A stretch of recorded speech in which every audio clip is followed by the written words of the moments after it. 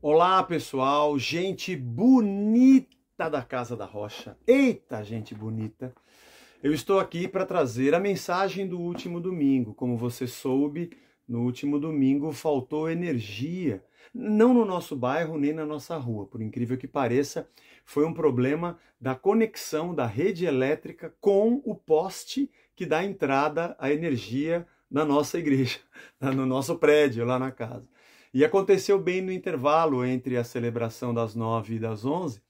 Então, às 11 da manhã, nós ficamos sem energia, não tivemos transmissão.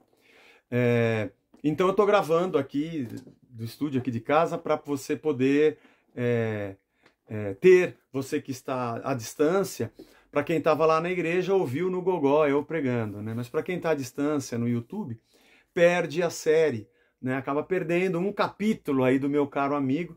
Então eu vou fazer isso aqui via gravação para você ter essa sequência e domingo que vem a gente continua normal. Mas é como se nós estivéssemos no domingo às 11 da manhã lendo o texto e eu lá no palco pregando. Então receba desta forma a pregação desse domingo, meu caro amigo, que é exatamente o trecho do capítulo 12 de Lucas, a partir do versículo 35. E eu vou ler aqui para você na versão revista e atualizada, é a versão que eu costumo estudar, tá? Lá na igreja a gente usa a Nova Almeida atualizada na tela, né? Mas eu vou ler aqui na RA, é parecido. Cingido esteja o vosso corpo e acesas as vossas candeias.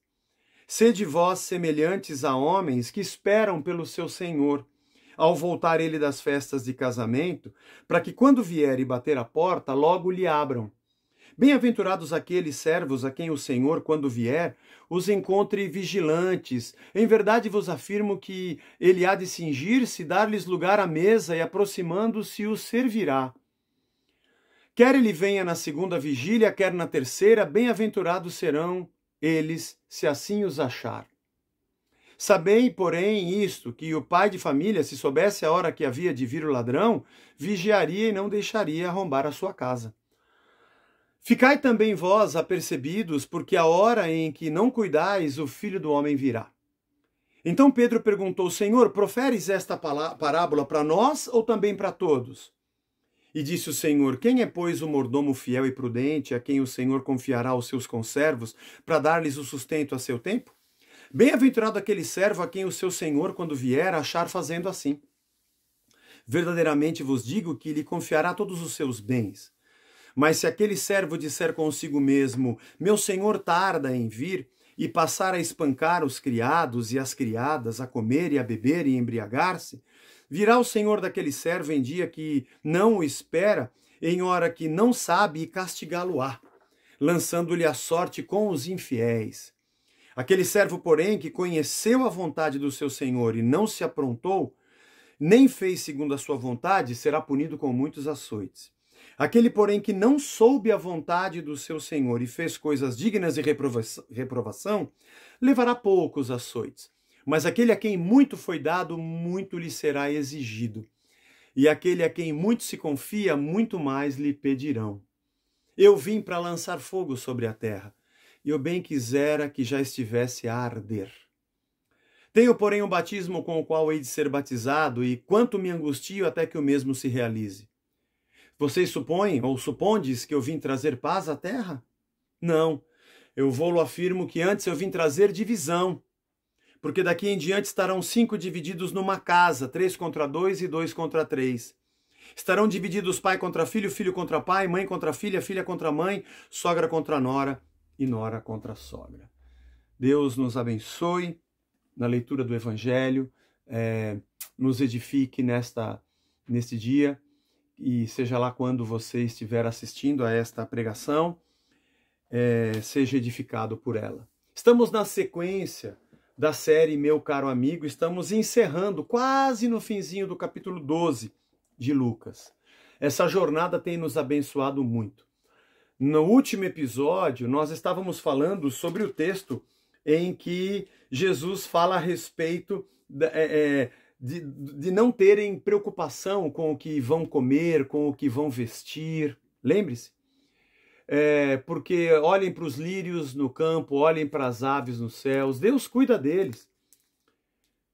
Não é o que vocês vão fazer. Eles não plantam, eles não têm como colher, eles não costuram, mas os lírios se vestem com maior beleza do que Salomão, e as aves se alimentam sem plantar e sem colher. É Deus quem cuida de cada um deles.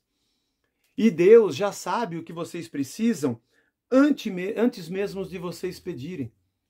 E ele começa o trecho do domingo passado dizendo, com aquele cara que pergunta: "Oh, Jesus, ajuda, fala para o meu irmão repartir a herança." E Jesus disse: vocês têm que se livrar dessa pleonexia. Foi o que eu falei semana passada. Desse desejo ganancioso, dessa insatisfação de ter e nunca ser satisfeito. Deus cuida de vocês, não se preocupem com isso. E agora, na sequência do que Lucas dizia a Teófilo, ele vai dizer: eu vou te dizer uma coisa com a qual você tem que se preocupar. Deus vai cuidar de vocês, fiquem tranquilos. E aí ele conta uma parábola. Ele usa o exemplo da casa, do lar, onde tem a família, onde tem o pai da família, o senhor, e onde tem os empregados. Quando o pai da família sai, vai para uma festa de casamento, por exemplo, algumas festas de casamentos duravam dias. E ele volte de madrugada, não importa, ele diz aqui na segunda ou terceira vigília da noite. O que é isso, Zé? É que eles dividiam os horários, não tinham os relógios digitais como nós, em vigílias, né? A primeira vigília das 6 às 9 da noite, a segunda das 9 à meia-noite, a terceira da meia-noite às 3 da manhã e a quarta vigília já na madrugada das 3 às 6 da manhã. E aí começava a 0 hora, a hora terceira, a hora nona, a hora sexta, a hora nona, né? A hora 12ª, a hora 15ª, a hora 18ª, onde começava de novo a vigília da noite, de 3 em 3 horas. Então está dizendo assim, não importa se ele chegar meia-noite, 1, 2, 3 da manhã, o servo é aquele que está pronto. Ele está cingido, mantenham-se cingidos, ou seja, vestido com a roupa de trabalho e com a lamparina acesa. O que ele está fazendo? Nada, ele está esperando o seu senhor. E quando o senhor voltar, não importa que hora, ele encontra esse servo pronto para abrir a porta, ele não tem que bater, para iluminar a sua entrada. E ele diz assim: eu vou dizer a você que se ele chegar e encontrar o seu servo assim, ele, o senhor, vai armar a mesa e servir o servo. Olha que interessante.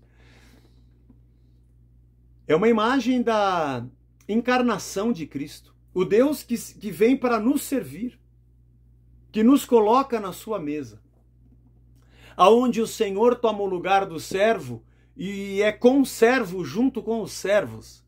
Isso é uma imagem linda. E por que Jesus conta esta parábola? Porque ele está dizendo: vocês não sabem quando será a vinda do Filho do Homem. Vejam, para esses discípulos, nesse momento, eu acho que essa palavra, não sei se eles compreenderam na totalidade. Acho que eles entenderam que eles deveriam sempre estar obedecendo a Cristo para quando Cristo necessitasse de algo. Porque eles estavam ainda compreendendo a primeira vinda.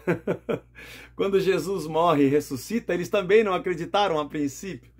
Então eles nem tinham essa ideia completa, morte e ressurreição, e depois a segunda vinda. Jesus está falando de algo que para eles, nesse momento, no momento em que eles ouviram, talvez não fosse nem compreensível. Como eu disse, eles ainda estavam entendendo a primeira vinda para Jesus falar da segunda. Mas Jesus falava sobre essa sua vinda. Quando a gente fala sobre segunda vinda de Cristo, existe uma aura de mistério e de fascínio por esse assunto. Você vai encontrar aqui no sermão escatológico de Jesus em Mateus, você vai encontrar na primeira epístola de Coríntios, no capítulo 15, no segundo capítulo de 2 Tessalonicenses, você vai encontrar na primeira epístola de João, por exemplo, vai encontrar no livro de Apocalipse e em outras muitas passagens do Evangelho, e mesmo no Antigo Testamento, nos escritos de Daniel, por exemplo. E muita gente hoje se preocupa com: será que está chegando a vinda de Cristo? Quem é a besta? Quem é o anticristo? Como é que vai ser o inferno? Há um fascínio, há uma atração dos crentes por esse assunto. Quando vai chegar o reino? E eu acho que essa é uma visão errada, completamente errada do Evangelho. O reino já chegou. O reino já está entre nós. Nós lemos isso no domingo passado. Não temais, ó pequenino rebanho, a Deus agradou dar-vos o seu reino. Nós somos gente do reino, nós não somos gente do inferno. Será um abrir e fechar de olhos. Pá, aconteceu. Seja na sua volta, ou seja quando nós partirmos, nós vamos para o reino? Não, nós vamos continuar no reino. Nós já somos do reino. Nós somos o povo do reino. O rei habita em nós e o reino está dentro de nós. E nas nossas ações, nós deveríamos lidar muito melhor com a morte e com a partida. Mesmo sendo cristãos, nós ainda enxergamos a morte como um fim e é uma agonia que não deveria ser. Porque é só um até breve. Parece que nós falamos dessas coisas, mas elas não estão dentro de nós com uma convicção. O que vai acontecer quando eu morrer? Eu vou fechar os olhos e vou continuar com Cristo. Eu vou continuar no reino.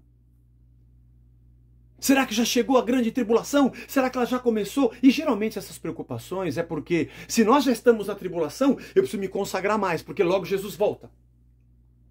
Vemos a guerra triste, como temos visto na Ucrânia, ou como foi a guerra da Síria, ou nos anos 90, a guerra do Golfo, ou nos anos 70, o Vietnã, e tantas outras que já vimos.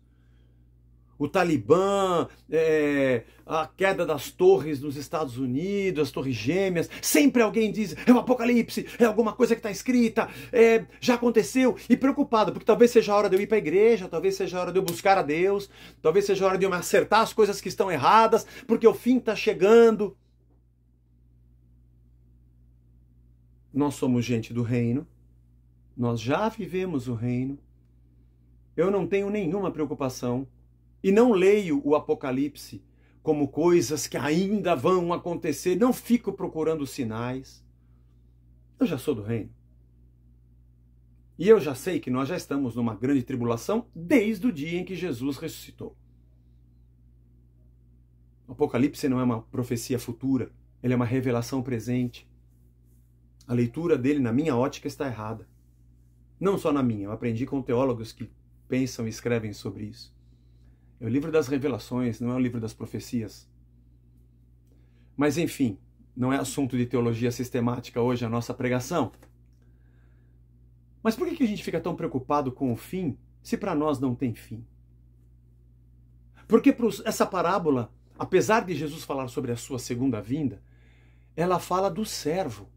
O foco dessa parábola é o servo, não a segunda vinda. Se o servo vai estar pronto, se ele vai estar vigilante, se ele vai estar preparado, se ele vai ser servido pelo Senhor ou se ele vai ser punido, se ele pertence ao reino ou não. Gente que gosta de ficar falando como é o inferno é gente que está cheia do inferno.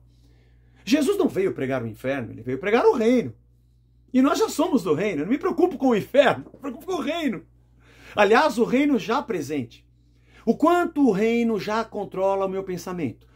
O quanto o reino já transformou a minha vida, o quanto o rei já mudou o meu caráter e a minha ética, o quanto os valores e os dons desse rei já estão em mim, o quanto eu já manifesto desse reino de amor, graça e misericórdia ao meu redor. Eu não vivo com Cristo porque eu tenho medo dos açoites ou medo do inferno. Eu não sou do inferno, eu sou do reino. E basta acontecer um evento como esse, mundial, que as perguntas na internet vivem pipocando. É agora, vai chegar, Jesus está voltando. Eu falo, qual a preocupação? Tomara que seja. Aqui nós vemos aquele tipo de servo que não está nem aí com o seu senhor. Ele não está pronto. Ele não está com a sua lamparina acesa. E Jesus mostra um outro tipo, que é aquele que está... Quando saem o chefe, ele faz uma farra na casa, maltrata os empregados e ele se torna o senhor da casa e vai receber açoites quando voltar o senhor. E hoje nós temos um terceiro tipo de servo, que é aquele que só quer sair correndo para se consagrar a Deus se souber que ele está voltando. Mas Jesus está falando sobre o verdadeiro servo, sobre aquele que está pronto. Ele não está pronto porque ele sabe a hora que o Senhor vai voltar. Ele está pronto porque ele vive pronto. Ele não vai se santificar agora porque o mundo está acabando. Ele busca a santificação todos os dias. Ele não obedece ao seu Senhor para não ser punido. Ele obedece ao seu Senhor porque ele o ama. Ele não faz o trabalho de servo porque o Senhor está chegando e ele não quer ver bagunça. Ele é um servo de verdade.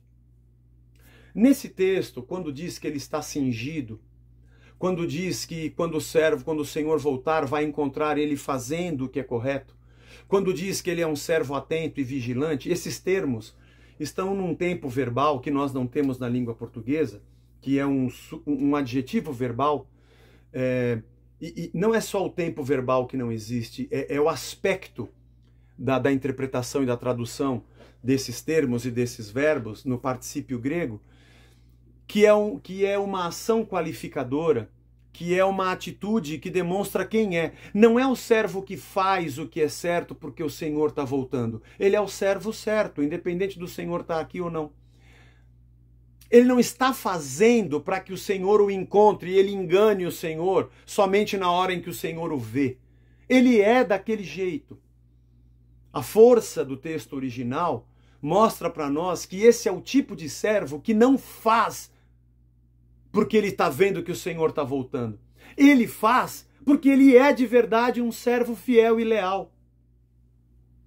Porque hoje os crentes estão preocupados com o que eu devo fazer e não com quem eu devo ser.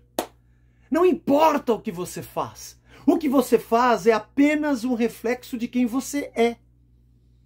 Porque se você é um servo safado, você vai fazer tudo errado. Se você é um hipócrita, você vai fazer errado e ficar bonitinho no dia de ir na igreja. Mas se você é um servo de verdade, você vai sempre trabalhar e fazer o que é correto, independente do Senhor estar ali ou não. Porque você é um servo. O que você faz é apenas consequência de quem você é.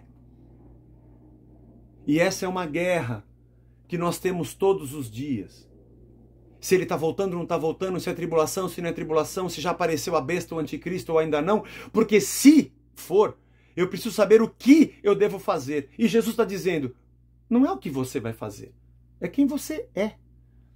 Porque Deus não está procurando servos hipócritas que só fazem para ele ver. Até ele disse, se o dono da casa soubesse quando vem o ladrão, né, não seria roubado. Por isso que ele vive sempre preparado. Você é uma pessoa que ama a Deus, lê as Escrituras, está sempre no Evangelho, ora, busca a sua santificação, luta contra o pecado, a sua vida é uma adoração e um louvor a Deus? Então você não tem preocupação nenhuma com o que você deve fazer quando for à igreja e o que você deve fazer quando encontrar algum irmão crente, ou o que você deve fazer ou como deve se comportar se ele estiver voltando ou não. Você já é um servo. Qual o seu problema? A segunda parte dessa pregação é quando Pedro faz uma pergunta a Jesus. Essa parábola que você falou, Jesus, é para nós, os discípulos, ou é para todo mundo? Porque há momentos em que ele fala com a multidão e há momentos em que ele fala com os 12. Já passamos por textos assim nesse estudo aqui de Marcos, de Lucas, perdão. E aí Jesus dá uma resposta que é uma explicação que parece que não é uma resposta. E é uma explicação que parece que tem uma pergunta implícita para Pedro. Ele diz assim, olha, o servo, quando o Senhor sai, ele pode tomar o lugar do Senhor, o mordomo, né, que é o mordomo da casa, é esse que deveria fazer isso quando o Senhor estivesse voltando, e comer toda a comida, maltratar os escravos, e quando o Senhor chegar e ver ele fazendo isso, ele vai receber muitos açoites. Porque ele sabia o que deveria fazer e não fez. Aí Jesus fala de um segundo tipo. Tem aquele que não sabe o que deve fazer e ele faz errado. E quando o Senhor volta, vai puni-lo menos, porque ele também não tinha tanta consciência.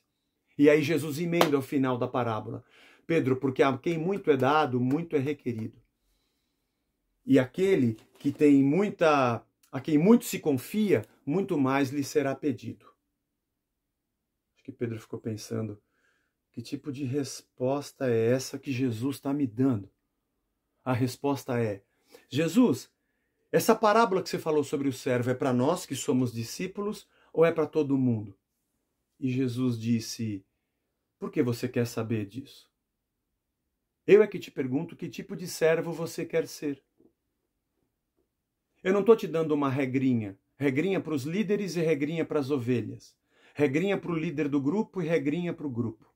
Regrinha para quem fez o curso de liderança de célula e regrinha para quem é participante da célula. Nada contra as células. Regrinha para quem já está lá em cima do altar ministrando, eu não acho que é altar, é palco, e regrinha para quem está lá embaixo recebendo. Eu não vim aqui para dar uma regrinha. Eu só estou explicando para você quais os tipos de servo existem. Aqueles que sabem o que deve ser feito e fazem tudo errado. Aqueles que estão perdidos, que nem seguem tiroteio, como a gente diz, e que não sabe o que está acontecendo e faz errado. E aquele que entende o que é certo, entende a vontade do Senhor e a pratica. E aquele que entende a vontade de Deus vai ser muito mais requerido do que quem não entende. Você entende mais, Pedro? Você me conhece mais, Pedro? O nível da sua responsabilidade sempre vai ser uma cobrança no mesmo nível da profundidade do seu conhecimento de Deus e da sua vida com Ele. Não é uma regrinha de quem é chefe e quem é subalterno. Passa por uma decisão também, Pedro. Eu te pergunto com essa minha explicação, que tipo de servo você é e que tipo de servo você quer ser?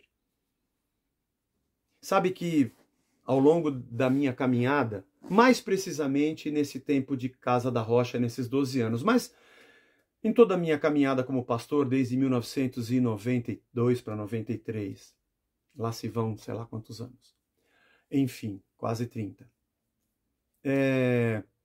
de pastorado, né? É interessante como há pessoas que frequentam num lugar chamado igreja, creem em Jesus Cristo, mas me parece que o mergulho delas ela sempre está com uma boia, ela está sempre na superfície. Há pessoas que, quando a coisa aperta, corre para uma igreja para receber uma oração.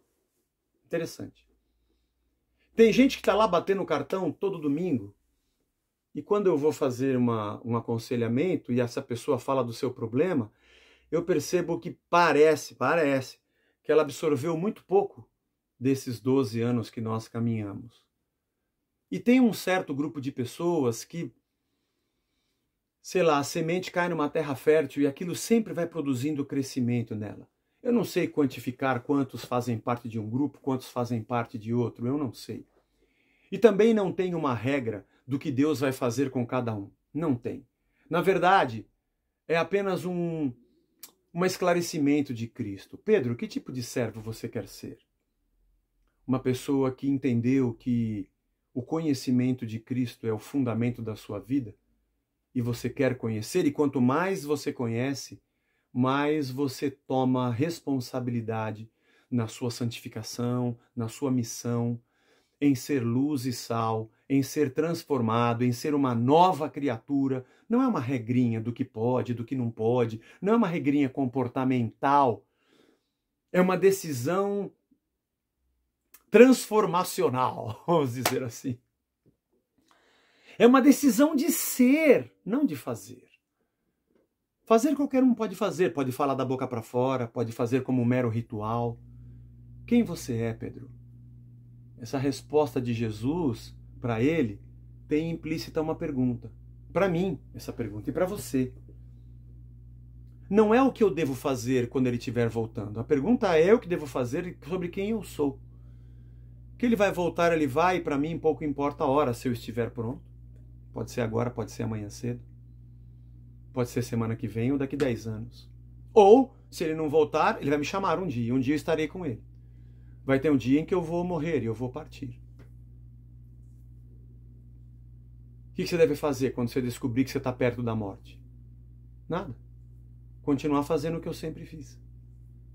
Temendo a Deus, lendo a sua palavra, só esperando o encontro. As portas da eternidade estão cada dia mais perto de nós. Cada dia a gente está mais à beira dela. Não me pergunte o que você deve fazer quando você descobrir que a sua vida está no fim. Eu vou te dizer, continue fazendo o que você sempre fez. Você é um servo, ou não? E é interessante que Jesus continua, e ele encerra até o versículo 53, e 49 e 53, com uma terceira parte desse trecho que eu enxergo assim, que é quando Jesus diz, olha, eu não vim trazer paz, eu vim trazer divisão. Mas como assim você veio trazer divisão? Você supõe que eu vim aqui para trazer paz à terra? Não. Daqui em diante, a casa vai estar dividida. Ele continua dentro da casa, a família, o senhor, os servos. Ele continua na parábola, na imagem de um lar. Vai haver divisão nessa casa também. Por que ele fala da família? Pai contra mãe, filho contra pai. Porque ele vem falando de uma outra divisão que nós não percebemos, a divisão dos servos. Você consegue sacar isso dentro da casa? Porque esse servo que está sempre prontinho, com a lamparina na mão, ele é sempre ridicularizado pelos outros servos, que acham que aquilo é besteira, acham que ele é um Caxias, acha que ele ora demais, toda hora fala das coisas da Bíblia, tudo que ele faz é pensando em Deus. Não é bem assim. Você é meio fanático. Você tem que aproveitar, olha o que tem aqui. A lógica da vida dele está na casa, está na oportunidade. Se o patrão é bravo, se o patrão não é. Você está entendendo? Ele pauta a vida dele em muitas outras questões. Que hora ele costuma vir estatisticamente, que hora ele costuma chegar mais normalmente. De quem é o casamento, se a pessoa é mais rica, a festa é mais longa, se ela é mais pobre. Ele tem várias discussões sociais daquela cidade para falar se ele deve servir mais ou menos a Deus, ao seu Senhor. A sua fidelidade ao seu Senhor está ligada também ao fato se o Senhor vai perceber que eu tirei uma bolacha do pacote, mas eu tirei uma só enquanto ele saiu, ele não vai nem notar. Ele tem uma série de outras questões que pautam a sua vida, o seu ser servo para com aquele Senhor. E o outro não. O outro olha para o Senhor e diz, eu acho que eu devo ser fiel em todo momento. Eu acho que eu devo esperá-lo a todo instante. Há uma divisão dentro da casa entre aquele que olha para o Evangelho e diz, eu devo servi-lo. E aquele que diz, não é em tudo que você deve servi-lo, porque agora deve ser resolvida a coisa de outro jeito aqui. Mais particularmente nesse ano de 2022, nós vamos passar muito por isso. Porque há uma divisão entre os servos na casa. A vida social da cidade, a vida política da cidade, a maneira como se vive é pautada em muitas ideologias e muitas categorias de pensamento diferentes do Evangelho. A justiça que se pratica, a violência que se propaga e a vingança que se prega, ela é bem diferente do Evangelho. E muita gente acha que o Evangelho serve para quando você está na igreja, louvando a Deus. Quando você sai dali, você tem que tomar um partido nessa terra. Há uma divisão entre servos. De apoio político, de decisões econômicas, de comportamento diante de diferentes ideologias que aparecem para nós. E quando você não toma partido de nenhuma delas e você fala, eu continuo com a minha roupa e com a minha lamparina, crendo no Senhor e vivendo o Evangelho, vão dizer que você é fraco, que você é isento e que você está fugindo. Na verdade, tem servo que não consegue pautar a sua vida nos pensamentos desses outros tipos de servos. Eu não posso nem dizer que não são servos. Há uma divisão entre os servos na casa. Isso está implícito nessas linhas. Está implícito. Porque Jesus veio trazer uma divisão. Não porque ele é um rebelde divididor, mas porque ele veio trazer o reino. E vai ter gente que vai abraçar o reino, vai ter gente que vai rejeitar o reino, e vai ter gente que vai querer abraçar parcialmente o reino e continuar com algumas das suas ideias e pensamentos segundo o curso desse mundo. É isso. E aí, essa divisão implícita entre os servos que está na casa, Jesus disse que vai acontecer entre os membros da casa também. Porque vai ter 5 e 2 vão crer de um jeito e 3 do outro. O pai vai crer de uma maneira e a mãe vai crer de outra. O filho vai crer de um jeito e o outro irmão, o outro filho vai crer de outra maneira. Eles vão estar divididos na maneira como eles encaram o reino de Deus. Jesus veio chamar os seus. Jesus veio chamar os seus discípulos. A chamada de Cristo é: segue-me. Esse bom servo vai ser ridicularizado pelos outros servos. E se ele for premiado quando o Senhor voltar, ele vai ser odiado pelos outros servos, que vão tentar puxar o saco do Senhor para ganhar a mesma coisa. Essa é a religião, que faz por interesse. Que vão fazer de tudo para puxar o tapete do servo bom. É lógico. Você sabe como é que funciona. Porque ser um servo que anda com Cristo e o evangelho do reino pauta todas as suas ações, é ser odiado por todos os lados.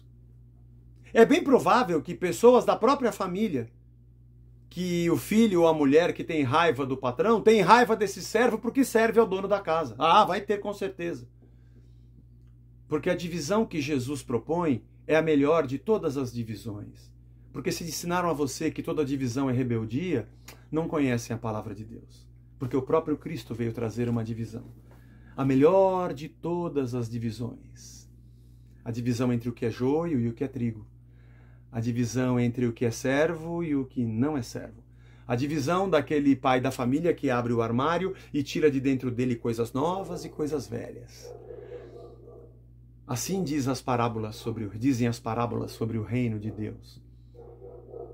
Ele é o Senhor que volta e quer saber se nós somos do reino ou apenas vamos praticar ideias do reino, preocupados com a hora que ele vem.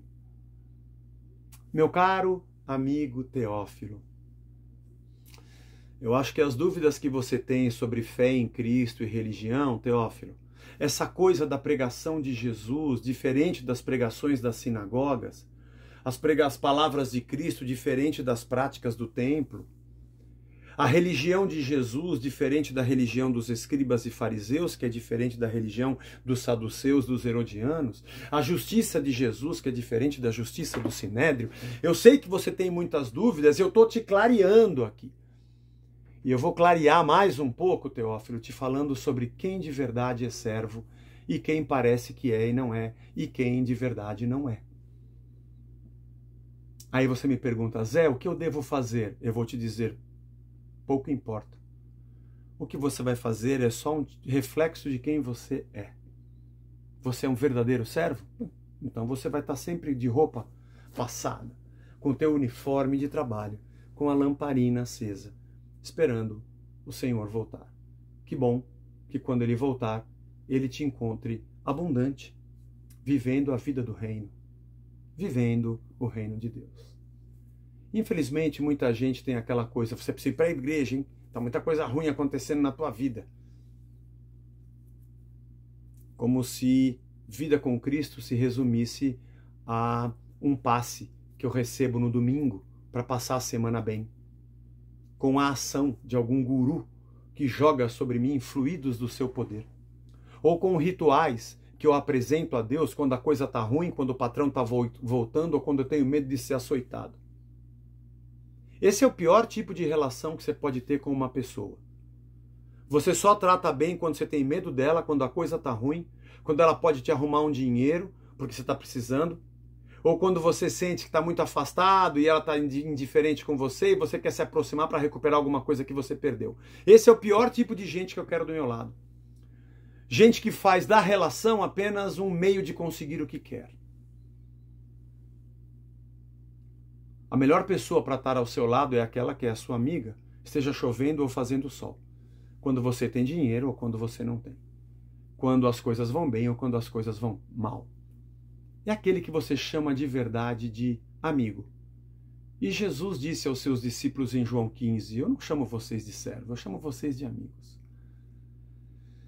A pergunta então de hoje, encerrando essa pregação, não é na volta de Cristo o que eu devo fazer, porque o texto não é sobre isso. O texto é sobre que tipo de servo você é, independente de ele estar chegando agora ou depois, porque para nós pouco importa, nós já somos do reino mesmo. Nós só vamos fechar os olhos e continuar no reino, obviamente sem esse corpo de pecado, na perfeição da eternidade. Porque é isso que eu acredito. Não sei se é isso que você ainda acredita, ou se você acha que a sua vida é só o que você vive aqui. Isso aqui é morte. quiçá, o Evangelho do Reino possa pautar as suas decisões. Quando você estiver diante de um pecador ou diante de um pastor, que também é um pecador. Quando você estiver diante de uma dificuldade ou de uma facilidade. Quando você estiver diante de uma crise ou numa época de paz.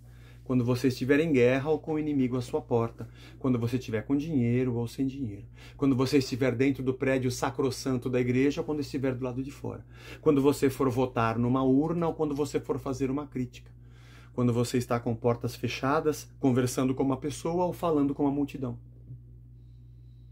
Se você continua sendo o mesmo, servo, vestido, com seu uniforme de servo, com a lamparina na mão, para iluminar o caminho do seu Senhor e abrir a porta para que ele entre. Ou se você vive a sua vida como você quer e está preocupado apenas com o dia que ele vai voltar. Quem é você, Pedro?